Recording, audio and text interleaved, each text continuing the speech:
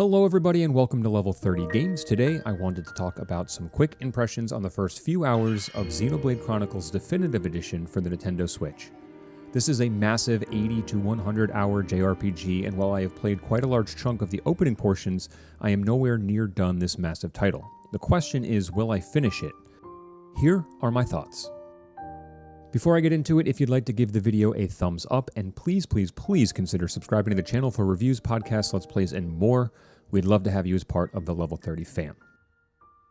Xenoblade Chronicles Definitive Edition is an overhaul of the 2012 Wii game. As a subseries to the Xeno games, Chronicles is the first in the series and arguably one of the better of the bunch.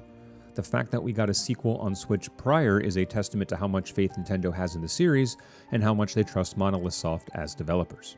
The world in Xenoblade takes place after an epic battle between two epic godlike titans called the Bionis and the Mechanis. After centuries of being frozen in battle, life forms came to exist and inhabited the falling titans, organic beings living on the Bionis and technical beings on the Mechanis. They have been pitted in an endless war ever since. The story revolves around the character Shulk, a young, scientisty, engineering dude living among his fellow Homs in Colony 9, on the old Bionis, and spends his days studying the Monado, a legendary blade that only one fellow Hom can wield. After some early skirmishes and attacks by the Mechon, Shulk becomes the new wielder of the Monado, like we didn't see that coming, and rallies his friends to take on the Mechon head first. A classic JRPG setup if there ever was one. And I guess one of my first major gripes with the game is the story, in that it's rather basic. And I suppose in this style of game it doesn't need to be groundbreaking, but it does add a little more responsibility to the cast of characters to be interesting and well-rounded. I think it's safe to say that more people know Shulk from Smash Bros. Than do his own game, but I think his introduction here is pretty good. He's rather likable and actually has some intellect. While his origins to the story have yet to come into too much play 10 hours in, it's safe to say that for now at least, I like him. The same can be said for the cast of characters around him as well, although the voice acting across the board is interesting. It's actually hard to put a finger on it other than to say sometimes it's quite good and other times it's pretty awful. Stick your back into it, maggots! Move it! Yes, sir. Get the artillery back to the military district, double time! Then I want 1,000,000 press-ups from both of you, and you better not stop until your biceps explode! I think it has more to do with the writing being very sharp and the voice acting falling flat. These are the original recordings from the game's original release 8 years ago, and so perhaps the standards were a little different then. I'm sure in 2012 to have this 100-hour game fully voice acted was huge. Now everything sounds kind of flat. And that ain't all. He made me do 1,000 squats and sit-ups. Whoa, nasty. They sound casual when in danger, stopping to chat mid-battle sometimes, and even their victorious cheers seem rather lackadaisical. While the performances are mostly missed, the writing is good, and you still get a great sense of camaraderie and teamwork as the story unfolds. Gameplay falls in the same category too, serviceable but not remarkable. Characters feel kind of slippery when moving, and there is never a real sense of them having any traction on the ground despite dozens of elevation changes and surface textures. Combat is fun and pretty complex. In fact, watching the gameplay here might make you feel a bit overwhelmed in what to do. They explain things well, and there are some indicators to watch out for as you battle, and as the story progresses they layer more mechanics on top, which does help keep things engaging, but doesn't help the intimidation factor. However, in the 10 hours of time I put in, the reflex of what to do has taken over, and this is where I have some issues with it, so let me try and break this down. The screen becomes a scattering of icons and things to select and pay attention to. At the bottom, you have your special attacks called arts, which come built in with buffs and attack bonuses depending on who or where you attack. Shulk, for example, has an art called Slit Edge that lowers an enemy's physical defense as long as you attack that enemy from the side. Another one called Backslash will deal double damage if you attack the enemy from behind. All arts have a cooldown meter before you can use them again. Some arts allow you to set up allies for a layered attack.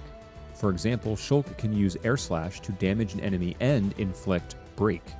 An ally can use a specific attack then to topple the enemy, while another ally can then inflict Daze, as Break, Topple, and Daze all layer on top of one another. You have to issue a Break before you can topple and a topple before you can Daze.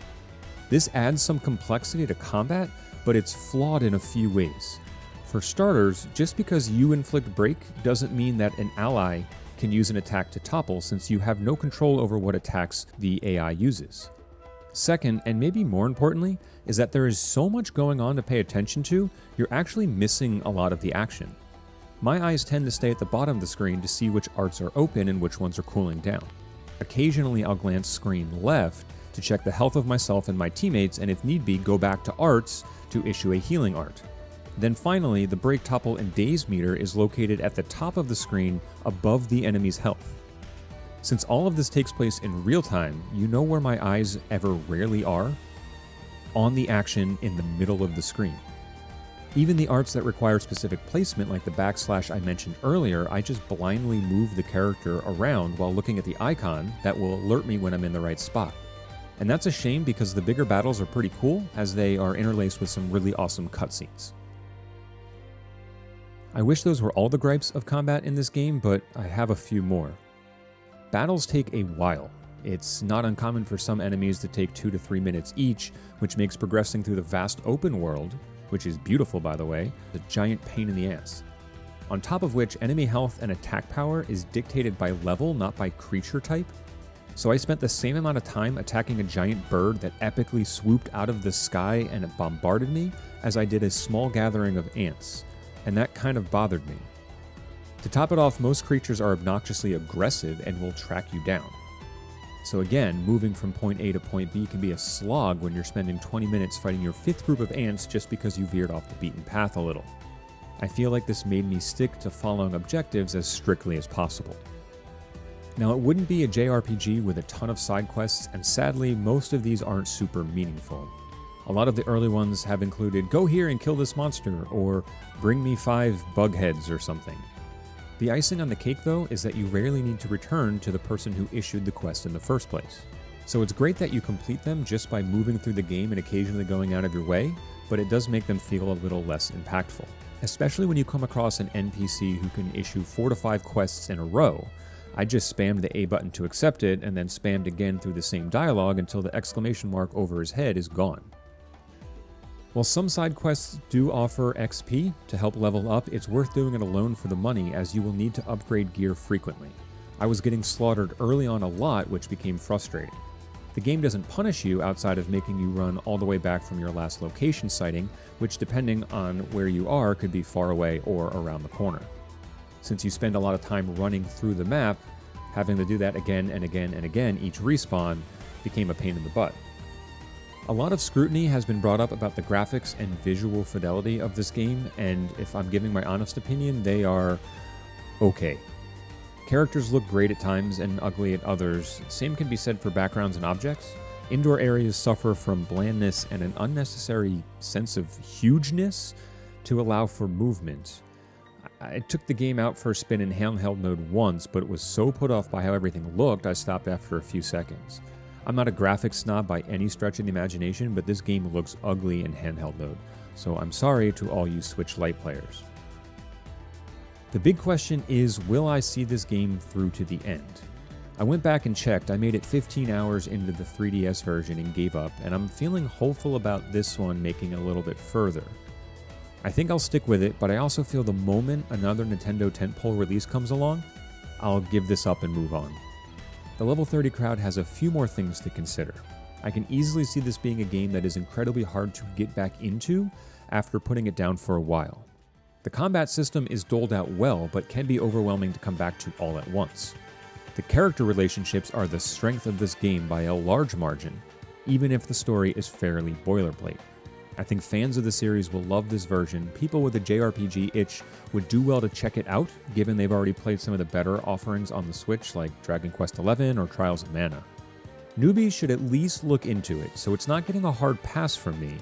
The length becomes an obstacle and it has a modest difficulty curve, but there's a casual mode you can turn on or off at will. My final thought on the game is a note on the entire series, and that is every game has different strengths and weaknesses. They're all just different, which makes this so puzzling. I thought Xenoblade 2 had excellent combat and some cool story elements. Xenoblade Chronicles X on the Wii U had some awesome visuals and locales, but lacked a meaningful single-player story. and now the original lands with muddled combat, good characters, and a weaker story. I think what I like most about this game and the series as a whole is its ambition, and if you can respect the game for what it tries to do, it may make up for a few of its shortcomings. While I've played better JRPGs on Switch, Xenoblade Chronicles Definitive Edition does hold its own despite some flaws. Fans of the series will love it, and newcomers may find some rough edges, but also a lot of charm. That's all for this deep dive look at Xenoblade Chronicles Definitive Edition for the Nintendo Switch. I'll keep you all posted on whether or not I make it through to the end, and for more previews, reviews, Let's Plays, podcasts, and more, keep it locked here to Level 30 Games.